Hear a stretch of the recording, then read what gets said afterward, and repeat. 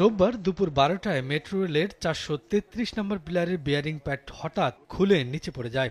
এমন সময় নিচে দাঁড়িয়েছিলেন এক পথচারী। বিয়ারিং প্যাড সরাসরি তার মাথায় আঘাত করলে ঘটনাস্থলে মৃত্যু হয় তার। এ সময় আহত হন পাশে দাঁড়িয়ে থাকা আরও দুজন।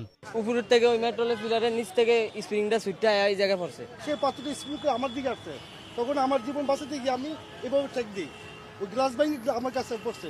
ঘটনার পরপরই সেখানে উপস্থিত হয় মেট্রো রেল কর্তৃপক্ষ। জানায় গাফলতি পেলে নেওয়া হবে ব্যবস্থা। তদারকি করা হয়, সবই করা হচ্ছে, ইনভেস্টিগেশন করা হয়েছে এবং এটা চেক করা দরকার ওটাও করা হয়েছে।